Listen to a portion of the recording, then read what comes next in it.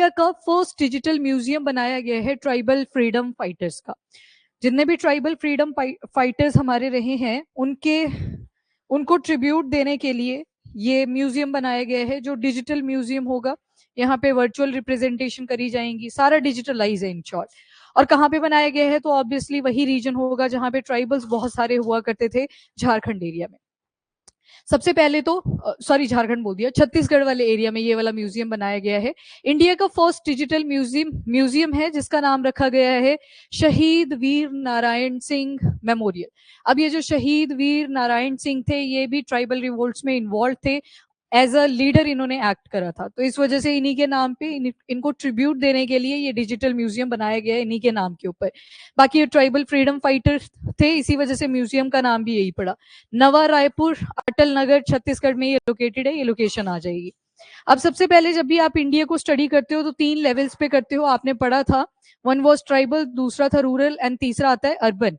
जब भी ट्राइबल से रूरल की तरफ जाओगे एक ट्रांजिशन जोन बनेगी, जब भी रूरल से अर्बन की तरफ जाओगे अगेन एक ट्रांजिशन जोन बनेगी। पर जो ओवरऑल कैटेगरीज रहती हैं वो ट्राइबल, रूरल, देन अर्बन। अब क्या हुआ, ठीक है, ये आगे जो डिस्ट्रीब्यूशन रहती है कि कैसे आप भारत को स्टडी करते हो। अब सबसे पहले क्या हो रहा है, क्या हुआ? अच्छा, स्विच ऑन कर दो श्रेया। कहाँ पहुंची थी मैं?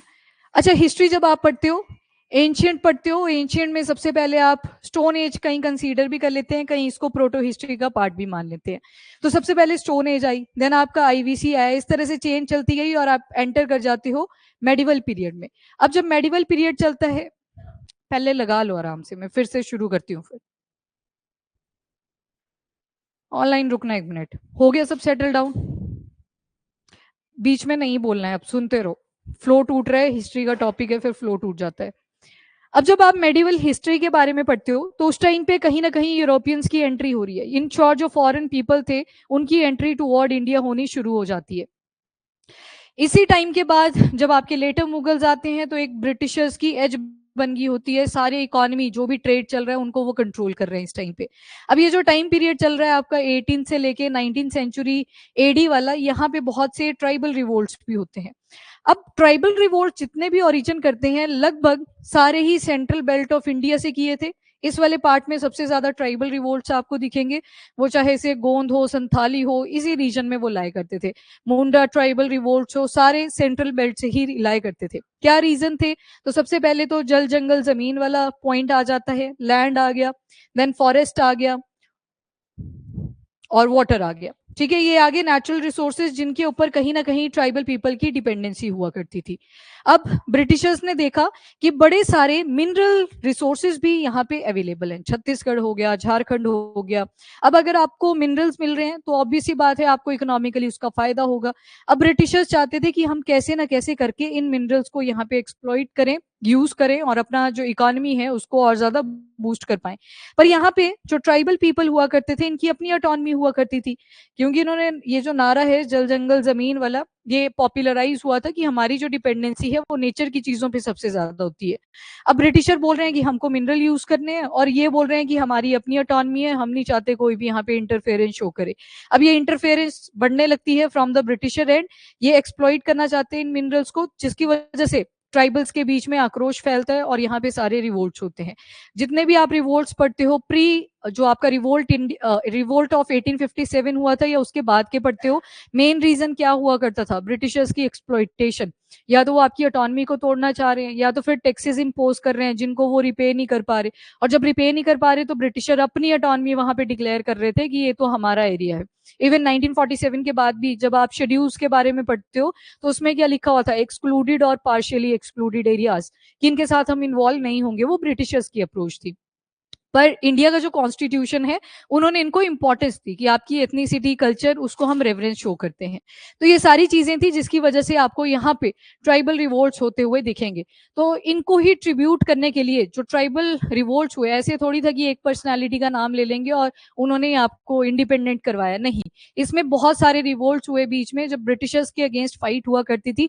बस एक दिक्कत होती थी कि जो एक पर्टिकुलर ट्राइबल रिवोल्ट था वो इंडिविजुअली चलता था, उनमें यूनिटी नहीं हुआ करती थी। यूनिटी बाद में आती है, तब जाके हम इंडिपेंडेंट होते हैं। तो उन इन्हीं सभी को ट्रिब्यूट देने के लिए ये जो डिजिटल म्यूजियम है, इंडिया का फर्स्ट ऑफ इट्स काइंड, इसको बनाया गया है छत्तीसगढ़ के अंदर, और शहीद वीर नारायण सिंह जी के नाम पे इसे रखा गया है।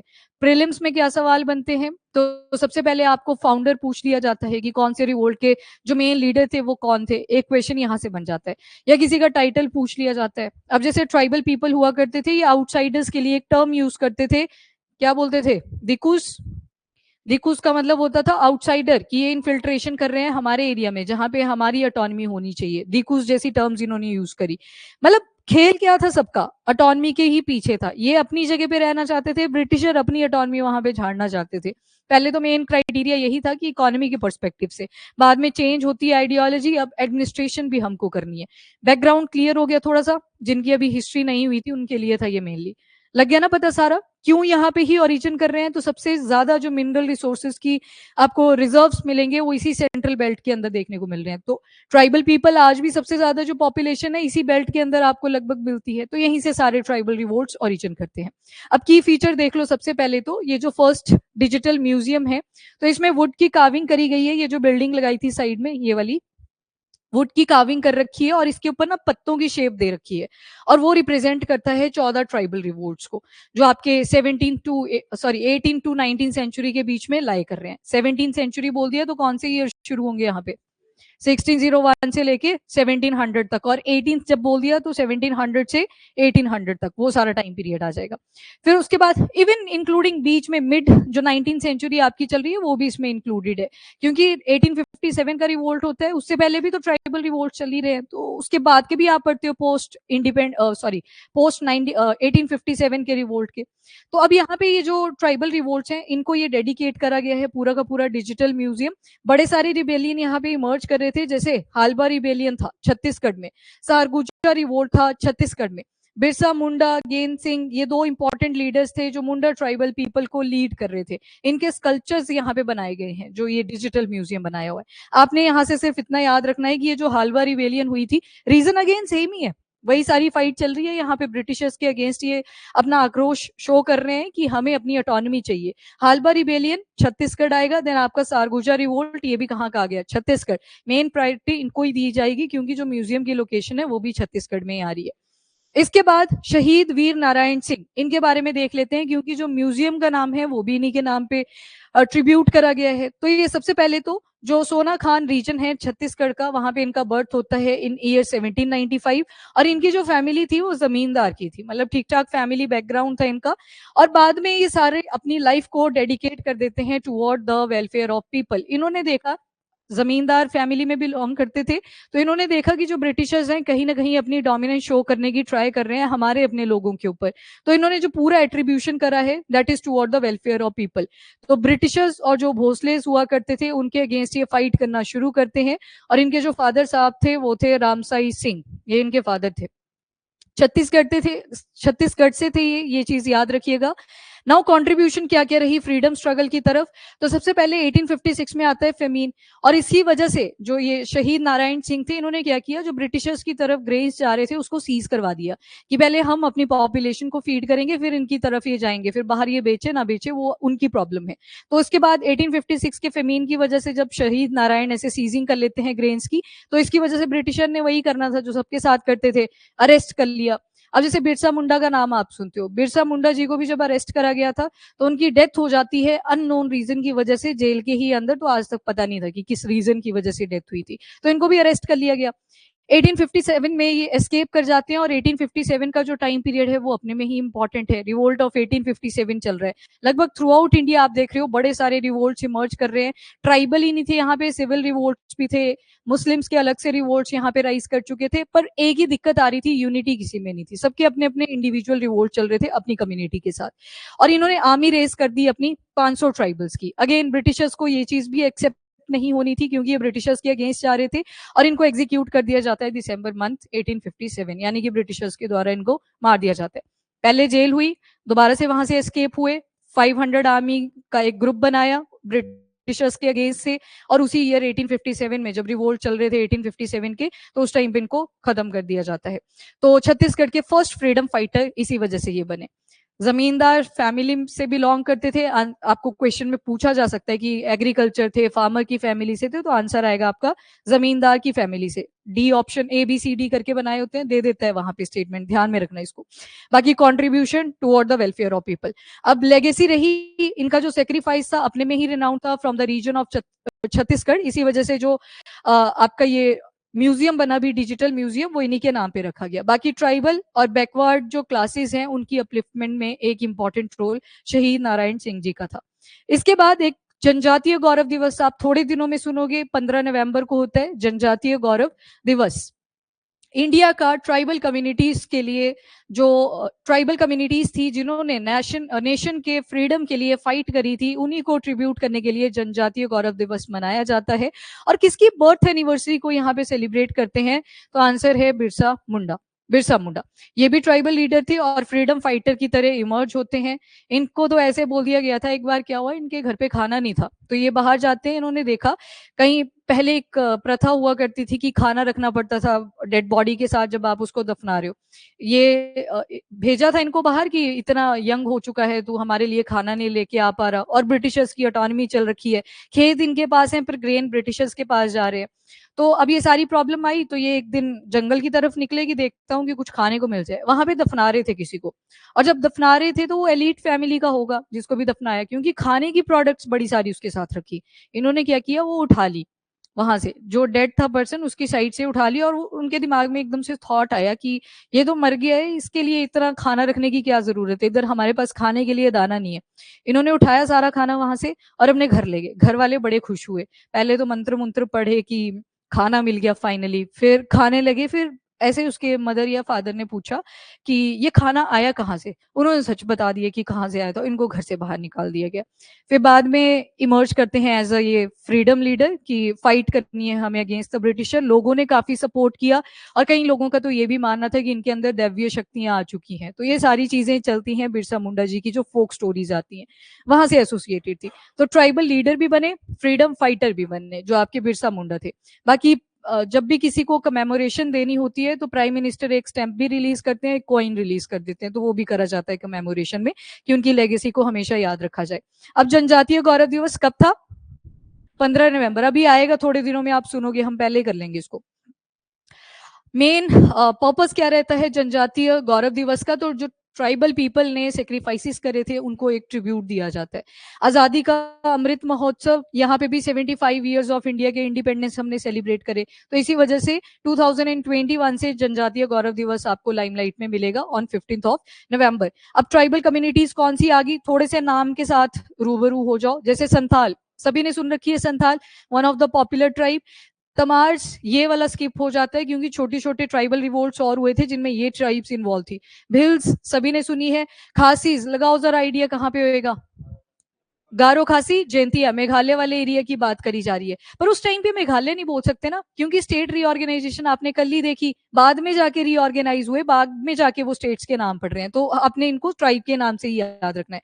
यहाँ पे मीजोज आ गया, लोकेशन क्लियर हो रही है, मीजो वाला एरिया आ जाएगा। एंड बहुत सारे ऐसे ट्राइबल ग्रुप्स थे जिन्होंने फाइट करा अगेंस्ट एंटी कॉलोनियल, मतलब जो कॉलोनियलिज्म ब्रिटिशर्स ने एस्टेब्लिश करा था उसके अगेंस्ट फाइट करा। वैसे एक इंपॉर्टेंट पर्सनालिटी जो अभी आपने पढ़े, बिरसा मुंडा, इनको एक टाइटल भी दिया जाता है उलगुलान का। उलगुलान एक तो आती है LAN, इसका मतलब होता है इन्होंने क्रांति ही डेवलप कर दी थी, रेवोल्यूशन ही ले आए थे। और जब AAN ले आते हैं तो मतलब ये फाइटर थे, तो थोड़ा सा डिफरेंस है स्पेलिंग्स में। उलगुलान का मतलब है इन्होंने रेवोल्यूशन क्रिएट करी थी, क्रांति लेके आए थे, और जो उनको टाइटल दिया गया उसमें AA यूज कर लेते हैं कि ये फाइटर थे उस रिवोल्ट के अंदर। ये सवाल पूछ लिया हुआ है वैसे यूपीएससी ने एक बार, तो अब शायद ना पूछा जाए। वैसे एक और टाइटल आपका, आपने इनका सुना हुआ है ऑलरेडी, और उसके ऊपर स्कीम भी है, एक दिन मैंने आपको पूछा भी था, धरती आबा, याद है? हाँ, तो वो जो फोकलोर थी वही कनेक्ट करी जाती है यहाँ पे कि अर्थ और ये फादर, तो उससे कनेक्ट करा जाता है, दैवीय शक्तियां इनमें हुआ करती थी, ऐसे मान लिया गया था। क्योंकि देखो एक पुअर फैमिली से आप इमर्ज कर रहे हो और इतनी पावर आप शो कर पा रहे हो, तो ये मान ली जाती है, लोगों में एक मान्यता आ जाती है। अब आते हैं जनजातीय गौरव दिवस जो 2024 में हुआ था, उसमें क्या क्या चीजें ऐड करी गई थी। तो कुछ स्कीम्स आपने पढ़ी भी हैं, जैसे एक बार पीवीटीजी वाला आर्टिकल किया था, तो उस दिन ये पीएम जनमान स्कीम आपने वहां पढ़ी थी, प्रधानमंत्री जनजाति आदिवासी न्याय महा अभियान। इसमें हाउसेज वगैरह इनको प्रोवाइड करे गए थे जिनके पास हाउसेज अवेलेबल नहीं थे। तो पीएम ने पार्टिसिपेट किया था और इनॉग्रेशन करी थी लगभग 11,000 हाउसेज की। अभी आपने क्या करना है, इसको हम 15 नवंबर को नहीं करेंगे, आपने बस अपडेट्स देखने हैं कि क्या क्या है, मैं आपको पीडीएफ में प्रोवाइड कर दूंगी। उससे आइडिया यही होंगी, दोबारा से स्कीम यही होंगी, टारगेट्स बताएंगे वहां पे कि कितने अकम्प्लिश करे। यहाँ पे टारगेट लिए थे कितनी इनॉग्रेशन आज के टाइम पे हम करने जा रहे हैं।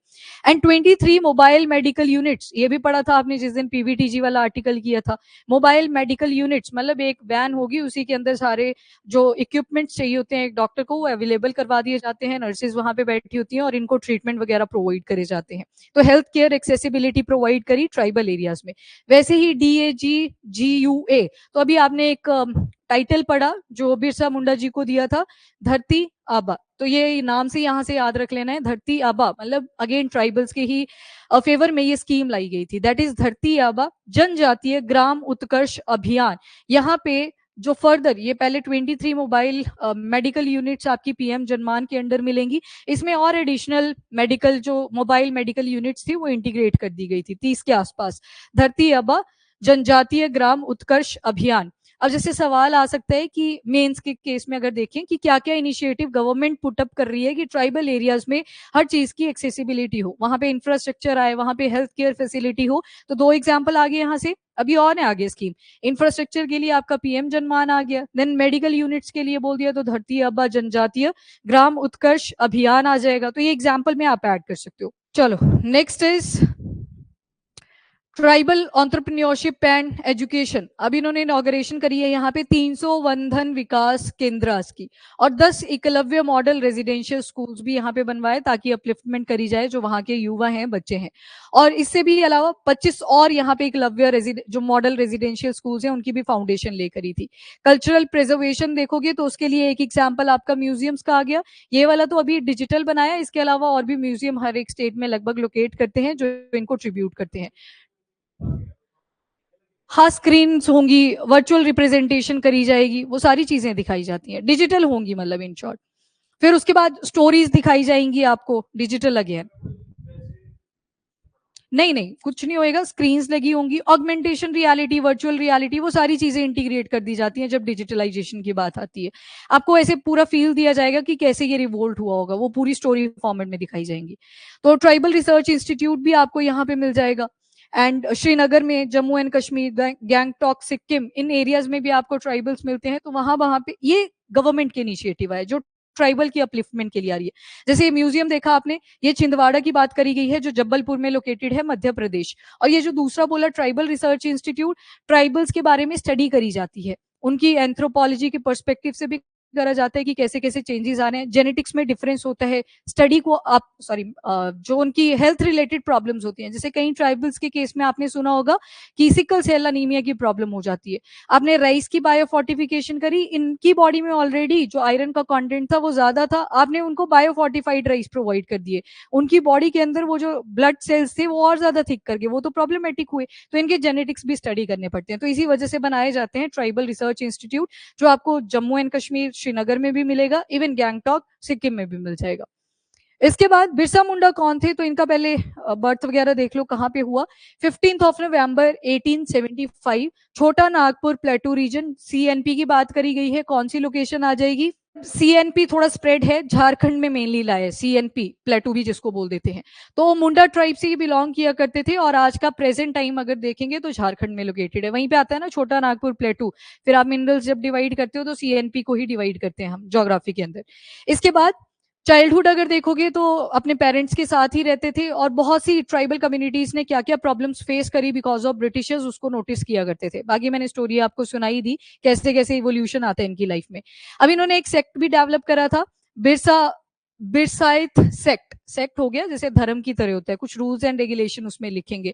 जैसे इनका मेन था, इन्होंने जब ये आए थे ना वापस, जब इनको घर से निकाल दिया था कि तुमने तो हमें डेड बॉडी वाला खाना ही खिला दिया, ये तो पाप हो चुका है, तो ये बाहर जाते हैं, इन्होंने देखा कि ब्रिटिशर्स की एट्रोसिटी बहुत ज्यादा हो रखी थी through out the tribal communities. पूरा ये वर्कआउट करते हैं, अपना बॉडी बूडी बनाते हैं, जब वापस आते हैं तो वहां पे इनको बताया कि मेरे को देवी जी ने बोला है कि इनके अगेंस्ट हमको फाइट करनी पड़ेगी। तो जो सेक्ट था वो यहीं से इंस्पायर होता है, बिरसायत सेक्ट, सेक्ट बना दिया, एक तरह का धर्म से एसोसिएट उसको कर दिया।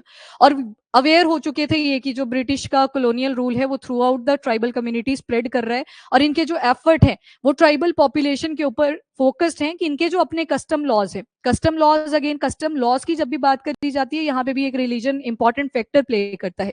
तो ये कन्वर्जन करवा रहे थे, जो मिशनरीज आए हुए थे ब्रिटिश मिशनरीज, वो चाहते थे ये अपना धर्म परिवर्तन कर ले, तो इन्होंने अवेयर करवाया था वहां के लोकल लोगों को कि ये नहीं चाहते कि आपका रिलीजन यहाँ पे परसिस्ट रहे, ये अपना रिलीजन यहाँ पे आप पर थोपना चाहते हैं। तो बिरसायत सेक्ट जिसमें ये अवेयरनेस रेस करते हैं अमंग द ट्राइबल पीपल, और इनको बोलते हैं कि आपकी जो रिलीजियस आइडेंटिटी है उसको आपको सस्टेन करना पड़ेगा, रेजिस्टेंस शो करनी पड़ेगी अगेंस्ट द ब्रिटिशर। इनको समझ आ गई थी कि लॉजिकल इनको कुछ नहीं समझ आएगा, अगर रिलीजन के ऊपर समझाई जाएंगी चीजें तो लोग मान लेंगे, तभी इनको दैवीय शक्तियों से फिर एसोसिएट करा जाता है, क्योंकि इन्होंने सेक्ट ही ऐसा फॉर्म कर दिया जहां पे मेन एम्फेसाइज किसके ऊपर था, रिलीजन के ऊपर, फिर जाके कहीं यूनिटी डेवलप हुई थी, और बिरसा मुंडा नाम आज भी जाना जाता है।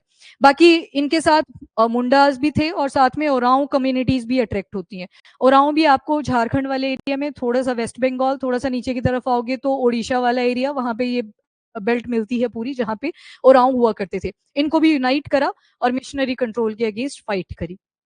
इसके बाद ट्राइबल मोबिलाइजेशन में क्या क्या रोल इन्होंने इंपॉर्टेंट जो प्ले करे थे, तो सबसे पहले तो जो चायबासा रीजन है झारखंड का, यहाँ पे एक इंपॉर्टेंट रोल इन्होंने प्ले करा to fight against the sardars agitation. यहाँ पे भी सेम एजिटेशन, रीजन वही है, कभी टैक्सेस आप पे इम्पोज कर दिए जा रहे हैं, कभी आपकी ऑटोनॉमी को आपसे छीना जा रहा है, तो एक एक्टिव रोल आपको झारखंड में मिलेगा। बाकी जो एंटी ब्रिटिश और एंटी कॉलोनियल मूवमेंट थी वो इन्होंने राइज करी, एंड इन्होंने ट्राइबल कम्युनिटीज को बोला कि चैलेंज किया जाए जो ब्रिटिशर्स अपनी ऑटोनॉमी यहाँ पे शो करना चाहते हैं, मतलब रेजिस्टेंस के ऊपर फोकस कर रहे हैं। तभी मैंने स्टार्टिंग में बैकग्राउंड दे दिया कि लगभग जो रीजन थे वो सेम ही थे सारे ट्राइबल कम्युनिटीज के।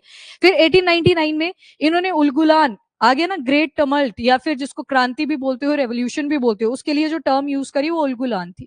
डबल ए आ जाएगा, वो टाइटल था जो बिरसा मुंडा जी को दिया गया था, जिसका मतलब होता है वो डिस्ट्रॉयर है, वो फाइटर है एक तरह का। तो ग्रेट टमल्ट मूवमेंट इन्होंने शुरू करी, इसमें इन्होंने मेन फोकस करा था गोरिल्ला वॉरफेयर टेक्टिक्स के ऊपर। आपको अगर अपनी ज्योग्राफी की अंडरस्टैंडिंग है तो एक मेन एज बनी रहती है, जैसे अगर कोई हाइट पे है तो ऑब्वियस सी बात है हाइट वाले को ज्यादा बेनिफिट रहेगा रादर देन जो प्लेन एरिया से अटैक करने के लिए आएगा। ठीक है, तो ये गुरिल्ला टैक्टिक्स के ऊपर ब्रिटिशर्स को इन्होंने रेजिस्ट करा, उनकी जो अथॉरिटी थी, और यहीं से सेल्फ गवर्नेंस शुरू होती है और जिसे कहा जाता है बिरसा राज। उसके बाद अरेस्ट एंड डेथ देख लो। अब देखो ये गुरिल्ला ग्रुप्स में इन्वॉल्व थे। एक दिन क्या हुआ, वही जो झारखंड के आपके फॉरेस्ट आ रहे हैं, जमको पाई फॉरेस्ट, 1900 टाइम पे कुछ ऐसे सर्कमस्टांसेस बने, पहले इनको रांची की जेल में ले जाते हैं ब्रिटिशर्स और 9th ऑफ जून 1900, और इनकी जो डेथ हुई 25 तारीख को, वो आज तक पता नहीं है कि किस रीजन की वजह से हुई थी, जेल में ही इनकी डेथ हुई थी। एंड लेगेसी आज भी जानी जाती है, ट्राइबल लैंड राइट्स इनको याद रखते हुए ही बनाए जाते हैं। इवन आपने स्कीम का नाम देखा जहां पे धरती आबा वर्ड यूज करा गया, मतलब इनको ट्रिब्यूट करा गया है जो इन्होंने ट्राइबल्स के वेलफेयर के लिए काम किया था। बाकी जो स्टेट ऑफ झारखंड है, इन्होंने बर्थ एनिवर्सरी भी सेलिब्रेट करनी शुरू करी थी 2000 से।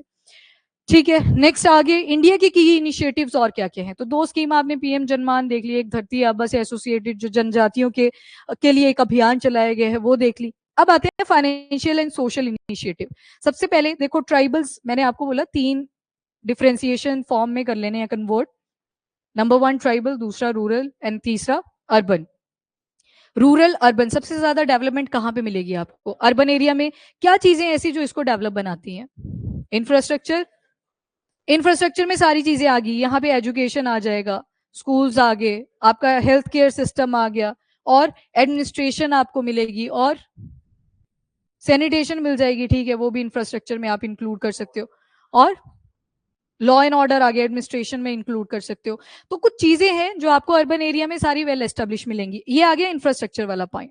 उसके बाद इकोनॉमी के पर्सपेक्टिव से अगर देखें तो यहाँ पे बहुत सारी इंप्लॉयमेंट जनरेट करी जाती है, क्योंकि कहीं पे इंडस्ट्रियल सेटअप आप देखोगे, कहीं पे आप आईटी सेक्टर देखोगे, इन शॉर्ट सारी चीजें लोगों को अवेलेबल करवाई जा रही हैं। अब रूरल एरिया में भी लगभग कुछ चीजें आपको मिल जाएंगी, पर सारी चीजें वो नहीं मिलेंगी जो अर्बन एरियाज में अवेलेबल थी। तो इसी वजह से आप देखोगे रूरल एरिया से माइग्रेशन होगा टुवर्ड अर्बन एरियाज। पर जब बात आती है ट्राइबल्स की, इन्होंने बोल दिया कि हमें अपनी ऑटोनॉमी पसंद है, जिस एरिया में हम रहते हैं वहीं पे हमको रहना है, तो इनकी माइग्रेशन तो आप नहीं करवा सकते। इनके लिए फोकस करा जाता है इंटीग्रेशन के ऊपर, कि जहां भी ये रहते हैं वहीं पे इंफ्रास्ट्रक्चर प्रोवाइड करने की ट्राई करते हैं। तो इंटीग्रेशन पे ज्यादा फोकस करा जाता है when it comes to tribal people. लग गया थोड़ा सा पता? तो इसी वजह से फाइनेंशियल और सोशल इनिशिएटिव, अब देखो टाइम चेंज हो रहा है और फॉरेस्ट डेवलपमेंट के लिए भी यूज करे जा रहे हैं। कहीं ना कहीं वो कंसर्न बन गया दोबारा से, डेवलपमेंट वर्सेस नेचर वाली जो थ्योरी है वही यहाँ पे भी परसिस्ट करती है। तो सबसे पहले तो फाइनेंशियल कमिटमेंट्स यूनियन ने एलोकेट करी थी, जो आपकी मिनिस्ट्री ऑफ ट्राइबल अफेयर्स है उनको कुछ पैसा सैंक्शन करा गया, और पहले के कंपैरिजन में इस बार 73.6% ज्यादा था, जो 2024 और 25 के यूनियन बजट में आपको अनाउंस करा गया था। मतलब 13,000 करोड़ रुपए दिए गए मिनिस्ट्री ऑफ ट्राइबल अफेयर्स को।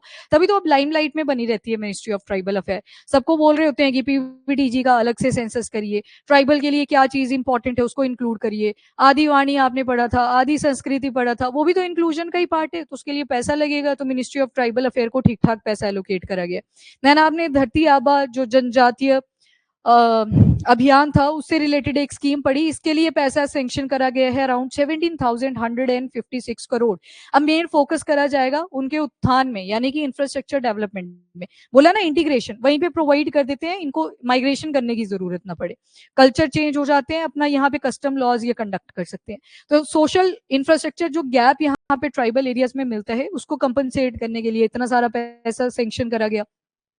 प्रधानमंत्री जनमान जो योजना आपने पढ़ी थी, ये पीवीटीजीज के लिए स्पेशली, अभी स्टार्टिंग में भी जब मैंने आपको बताई तो यही बोला, पीवीटीजीज की बारी में भी इसी के ऊपर फोकस करा था। अगेन सारी चीजों को इंक्लूड करना, वो फाइनेंशियल, हेल्थ केयर, इंफ्रास्ट्रक्चर, सारी चीजें यहाँ पे प्रोवाइड करी जाएंगी। कम्युनिटी सपोर्ट ट्राइबल पीपल को प्रोवाइड करे जाएंगे। देन प्रधानमंत्री आदि आदर्श ग्राम योजना है, बेसिक इंफ्रास्ट्रक्चर विलेजेस के अंदर प्रोवाइड करा जाएगा, जहां पे सिग्निफिकेंट पॉपुलेशन आपको ट्राइबल पीपल की मिलती है। अराउंड 36,500 विलेजेस इसमें कवर करे गए हैं, जिसमें से 50% ट्राइबल की पॉपुलेशन है और 500 आपको शेड्यूल्ड ट्राइब से मिल जाएंगे। ट्राइबल पॉपुलेशन, ओवरऑल वर्ड तो ट्राइबल ही है ना, तो इसमें सारे इंक्लूड हो जाएंगे। फिर एसटीज भी आगे और दूसरी तरफ पीवीटीजीज भी आगे। इवन एस्पिरेशनल डिस्ट्रिक्ट प्रोग्राम्स भी चलाए गए हैं। एस्पिरेशनल डिस्ट्रिक्ट्स उनको कंसीडर करा जाता है जहां पे अभी कुछ भी डेवलपमेंट नहीं है, आपको बिल्कुल सिंपल स्ट्रक्चर मिलेगा, उनकी कनेक्टिविटी नहीं है। एक बार हिमाचल में आई थिंक चंबा डिस्ट्रिक्ट की ये स्टोरी है, उन्होंने बोला था कि हम वोट डालने के लिए नहीं जाएंगे क्योंकि आज तक हमारे गांव में सड़क नहीं पहुंची है। कनेक्टिविटी की डिमांड वहां से रेज करी गई, तो उन डिस्ट्रिक्ट्स को क्या बोल दिया जाता है, एस्पिरेशनल डिस्ट्रिक्ट। फिर सेंटर इनको फ्लैगशिप कैटेगरी में रखती है कि इनके ऊपर सबसे ज्यादा भी फोकस करने की जरूरत है। उसके बाद नीति आयोग वेरियस रिपोर्ट्स निकालता रहता है, सर्वे करता रहता है, क्योंकि ये थिंक टैंक की तरह एक्ट करता है, तो आपको ग्राउंड रियलिटी से रूबरू करवाएगा। देन एजुकेशन के ऊपर फोकस करा, अभी देखा आपने एकलव्य मॉडल रेजिडेंशियल स्कूल्स यहाँ पे एलोकेट करे गए। फिर उसके अलावा आदिवासी शिक्षा ऋण योजना ये भी चलाई गई, जिसमें सॉफ्ट लोन्स प्रोवाइड करे जाते हैं जो ट्राइबल स्टूडेंट्स होते हैं, ताकि वो अपनी एजुकेशन अगर परस्यू करना चाहते हैं, higher education, graduation, post graduation, तो उसमें उनको हेल्प मिल सके। इसके बाद स्कॉलरशिप भी प्रोवाइड करी जाती है ट्राइबल स्टूडेंट्स को। प्री मैट्रिक भी करवाई जाती है 10th से पहले, उसके बाद भी करवाई जाती है, यानी कि पोस्ट मैट्रिक मिलती है ना 10th के बाद भी। जैसे कुछ जो स्टेट बोर्ड्स होते हैं वो अभी भी प्रोवाइड करते हैं स्कॉलरशिप, कईयों ने चेंज कर दिया है कि डिजिटल इंक्लूजन पे हमें फोकस करना है, तो वो सारी चीजें। एंड नेशनल ओवरसीज स्कॉलरशिप भी यहाँ पे प्रोवाइड करी जाती है, तो अगर बाहर स्टडी करने का किसी को इंटरेस्ट बनता है तो उनको भी स्कॉलरशिप्स दी जाती हैं। तो मतलब इंटरनेशनल एजुकेशन और जो नेशनल लेवल पे फेलोशिप्स मिलती हैं, वो सारी चीजें ट्राइबल पीपल को प्रोवाइड करी गई हैं, ताकि एजुकेशन के सेक्टर में भी अपलिफ्टमेंट हो सके। तो यहाँ पे होगी ना एजुकेशन के हिसाब से इंक्लूजन। देन उसके बाद इनकम जनरेशन स्कीम्स चलाई गई हैं। अब देखो यहाँ पे फीमेल्स की अपलिफ्टमेंट के लिए, जो आदिवासी महिलाएं होती हैं उनके लिए एक सशक्तिकरण योजना चला दी, जिसमें 90% जो बिजनेस है वो अपने घर से ही कर पाएंगे और उनको लोन भी वहीं पे प्रोवाइड कर दिया जाएगा। अगेन जैसे आपने एमएफआईज का कॉन्सेप्ट पढ़ा था, वैसे ही आप जो भी लोकल चीज प्रोड्यूस करते हो उसको यहाँ पे बना सकते हो। और एंटरप्रेन्योरशिप को ये सपोर्ट करेंगे। माइक्रो क्रेडिट स्कीम्स चला रखी हैं जो लोन्स दे सकता है अराउंड ₹5 लाख तक का। अगर आपको ज्यादा बड़ा बिजनेस भी शुरू करना है तो आप उसको भी कर सकते हैं ट्राइबल पीपल के बिहाफ पे। हेल्थ एंड वेलफेयर इनिशिएटिव अगर देखोगे, मैंने अभी एग्जांपल दिया आपको, सिकल सेल अनीमिया, यहाँ पे अब देखो अपनी ही कम्युनिटी के अंदर जब शादियां होंगी तो इंटीग्रेशन नहीं है दूसरी तरफ, तो जीन्स वैसे ही रोटेट करते रहते हैं। सिकल सेल अनीमिया के केसेस यहाँ पे मिलते हैं। ऑन एन एवरेज जो रेड ब्लड सेल होता है उसकी शेप आपको ऐसे मिलेगी, बाय कॉनकेव बोल देते हैं इसको, इस तरह से। और ये बाय कॉनकेव की जगह पे जैसे आपने सिक्कल देखी होगी ऐसी शेप होती है ना जिससे घास काटते हैं, ऐसी शेप हमारा आरबीसी ले लेता है, तो वो आर्टरी और वेन्स के थ्रू फ्लो नहीं कर पाता और इससे ब्लॉकेजेस होती हैं, तो सारी प्रॉब्लम आती है। ये सारी चीजें आपको मिलेंगी ट्राइबल पीपल के अंदर, तो उसको एलिमिनेट करने के लिए भी मिशन चलाए गए हैं गवर्नमेंट के द्वारा। अब मिशन, अच्छा यहाँ पे ना गवर्नमेंट ने बोला था कि हम इसको पूरी तरह से एलिमिनेट करेंगे, ये नहीं हो पाता क्योंकि जो फीमेल्स होती हैं यहाँ पे भी कई बार कैरियर की तरह निकल जाती हैं, ज्यादातर जो केसेस होते हैं वो मेल्स में आपको मिलते हैं। तो जेनेटिक लेवल पे देखो आप पूरी तरह से इन चीजों को इरेडिकेट नहीं कर पाते, हाँ बेटर जो लाइफस्टाइल है उसको अडॉप्ट करते हैं तो केसेस कम आते हैं। एनीवेज, एलिमिनेशन पे ही बोला हुआ है इन्होंने वैसे भी कि इराडिकेशन नहीं एलिमिनेशन। एलिमिनेशन मतलब केसेस आने एटलीस्ट बंद हो जाए, इराडिकेशन मतलब उसका जीन ही आपने खत्म कर दिया हुआ है। देन आता है मिशन इंद्रधनुष, इसमें आपका मेन फोकस था इम्यूनाइजेशन के ऊपर। देन आ गया निक्षय मित्र इनिशिएटिव, मित्र इनिशिएटिव है तो कुछ लोन से रिलेटेड होएगा, नहीं नहीं वेलफेयर स्कीम ही होगी कोई, अगेन देख लेना एक बार इसको। निक्षय मित्र इनिशिएटिव नेशनल हेल्थ मिशन है, इसमें कार्ड्स बनाए जाते हैं, डिजिटली आपको कनेक्ट कर दिया जाता है।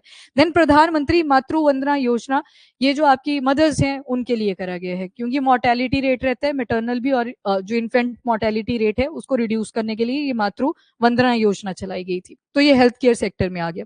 इसके अलावा ये सारे ट्राइबल रिवोल्ट्स हैं जो आपको लगभग सेंट्रल बेल्ट में ही देखने को मिलते हैं। जैसे एक एक करके, अभी नहीं भी होंगे आज छोड़ देना, जिनकी मॉडर्न हिस्ट्री नहीं है उनको शायद एकदम से लिंक ना बन पाए, बाकी जिन्होंने कर लिया वो रिवाइज कर लो। जैसे सबसे पहले पहाड़िया रिवोल्ट आप सुनते हो, अब देखना टाइमलाइन 1778, मतलब लगभग आप पढ़ रहे हो 18th सेंचुरी में जो हो रहे हैं, मतलब ब्रिटिशर्स की एंट्री हो चुकी है, एक्टिव रोल उनका चल रहा है, इकोनॉमी में अपना राज चलाना चाहते हैं, वो वाला टाइम पीरियड चल रहा है। टाइम पीरियड नोटिस करना 1778, 1798, और यहां तक मैं अगर आऊं ये वाला टाइम पीरियड, ये भी इंक्लूड ही कर लो इसमें, ये भी कर लो, ये सारा रिवोल्ट ऑफ 1857 से पहले का है, ठीक है, 1857 से पहले का। फिर तो सारे पैन इंडिया लेवल पे रिवोल्ट चल रहा था, पर उससे पहले के ये वाले सारे आएंगे, फिर 1857 के बाद वाले ये आ जाएंगे। थोड़े से एग्जाम्पल दिए हैं, वो देखा ना आपने पीछे लीव्स भी बनाई गई हैं कुछ ट्राइबल रिवोल्ट्स को डेडिकेट करने के लिए, तो उसमें पहले पहाड़ियां याद रख लो, ये आ गई आपकी राजमहल हिल्स वाला एरिया, और इसके जो मेन लीडर थे वो थे राजा जगन्नाथ, 1778। मेंस में जब आएगा ट्राइबल रिवोल्ट तो उसके कॉजेस के ऊपर सबसे ज्यादा फोकस करा जाता है, उसके इम्पैक्ट पे फोकस करा जाता है, पर प्रीलिम्स में आएंगे तो फाउंडर कई बार पूछ लेते हैं।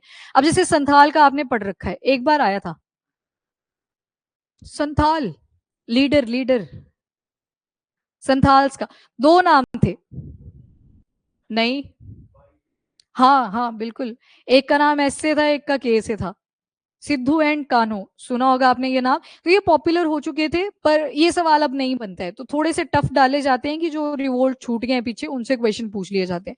तो जो पहाड़िया रिवोल्ट है ये राजा जगन्नाथ जी ने लीड करा था, डिमांड वही है जो चल रही है, सारी अपराइजिंग ट्राइबल रिवोल्ट चल रहे हैं अगेंस्ट ब्रिटिशर, रीजन वही है, तो इसमें कॉजेज नहीं आपको दिखेंगे।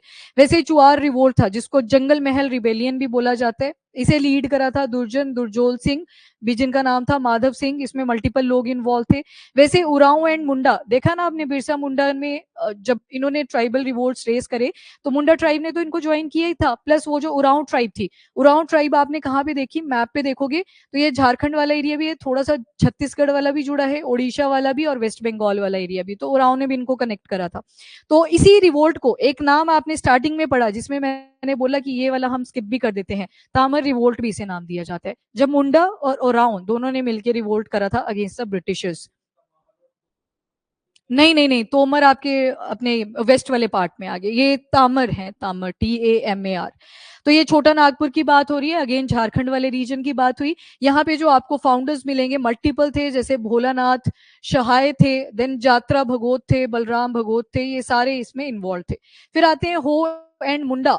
हो एंड मुंडा जो थे, अगेन लोकेशन वही रहेगी, सीएनपी वाला एरिया, छोटा नागपुर प्लेटू, उसी की बात कर रहे हैं ना सारे, वहीं पे तो डिजिटल म्यूजियम बनाया गया है, तो उसी रीजन से एसोसिएटेड है। राजा ऑफ परहात हो और बिरसा मुंडा 1890s, तो ये 1890s इनका टाइम पीरियड आ गया जब से इन्होंने रिवोल्ट रेस करने शुरू करे थे। देन आते हैं आपके अहोम। अहोम कहाँ पे था? असम वाला एरिया। तो अब यहाँ से थोड़ा सा आप जा रहे हो इस तरफ को, इस एरिया में भी तो रिवोल्ट्स मिल रहे हैं। अगेन यहाँ पे भी मिनरल रिच सॉइल आपको मिलेगी, टेरेन लश ग्रीन फॉरेस्ट थे, माइनर फॉरेस्ट प्रोड्यूस आपको मिलेंगे, ट्राइबल यहाँ पे भी रहा करते थे। तो ये जो अहोम था ये असम वाला एरिया आ जाएगा।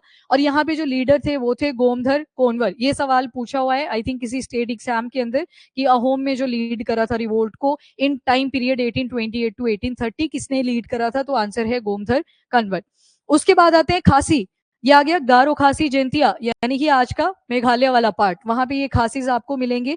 तो उन्हीं हिली रीजन में ये रिवोल्ट रेस करे गए थे 1830s में। और नुन क्लो रूलर तीरथ सिंह, तीरथ सिंह, अब देखो तीरथ सिंह नाम आया, नॉर्थ ईस्ट में ये रिवोल्ट चल रहा है। तीरथ सिंह आपको ऐसे लगेगा जैसे नॉर्थ पार्ट ऑफ इंडिया का नाम है, तो आप सबसे पहले अगर पढ़ा नहीं है तो इसी को एलिमिनेट करोगे, पर आंसर यहाँ पे तीरथ सिंह ही है। एक बार केबीसी में भी हुआ था ये, मेडिवल इंडिया से कोई सवाल पूछा था, उसने जो पहले सबसे एलिमिनेट करा कि ये नहीं हो सकता यहाँ पे, वही उसका आंसर था। तो वो वाली प्रॉब्लम आती है। तो तीरथ सिंह याद रखिएगा, ये खासी से एसोसिएटेड है। देन आते हैं कोल रिवोल्ट। कोल का मेंशन एक दिन भी किया था मैंने, नहीं? कौन सी वाली? कोल हिमाचल में भी है ऐसी सेम? अच्छा नेटिव है, नेटिव है, ठीक है। मैं ये पूछ रही थी वैसे कि कौन से आर्टिकल के अंदर पढ़ा था ये, कि जब हम बात कर रहे थे कि अपराइजिंग्स हो रही थी, एक पर्सनालिटी के बारे में था, वहां पे एक सत्याग्रह का भी इंट्रोडक्शन करा गया था। किसने बोला? सरदार वल्लभ भाई पटेल। वहां पे आया था एक मेंशन कि बड़े सारे रिवोल्ट रेस कर रहे थे, उसी में से एक बरदोली सत्याग्रह का था जब उनको टाइटल दिया गया था। हाँ, तो कोल जो अपराइजिंग है ये भी आपको सेम लोकेशन पे मिल रही है, बुड्ढो भगत इसके मेन लीडर हैं। वैसे संथाल आगे, राजमहल हिल वाला पार्ट, सिद्धू मुर्मू और कान्हो मुर्मू ये आगे। किसी ने मुर्मू भी बोला था यहाँ पे उस टाइम पे, शायद मुझे सुनाई दिया था, इसे बोला था, ठीक है, जोर से बोला करो। देन आती है खोंद। खोंद जो है आपके, ये भी आपको आंध्र प्रदेश और उड़ीसा वाले एरिया में मिलेंगे। चक्रा बिश्नोई ये इसके मेन लीडर थे। अब कहीं बिश्नोई को directly western part of India पे कनेक्ट कर देंगे कि बिश्नोई कम्युनिटी तो उस एरिया में है, राजस्थान वाला एरिया आ गया।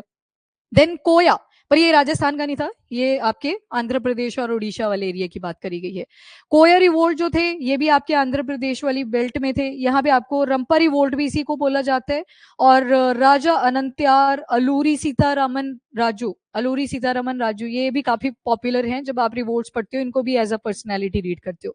देन आती है आपकी भिल ट्राइबल रिवोल्ट जो हुए थे, ये सारा आपका डेक्कन प्लेट्यू के आसपास का आपको रिवोल्ट मिलेगा। गोविंद गुरु इसके मेन लीडर थे, और इसी को और यही बाद में मानगढ़ जो मैसेकर हुआ था उसमें भी इन्वॉल्व थे, मतलब उसके अगेंस्ट इन्होंने अपराइजिंग लीड करी थी। देन आते हैं आपके गोंड ट्राइब। गोंद आपकी आ गई, कोमरुम भीम के द्वारा लीड करी गई थी।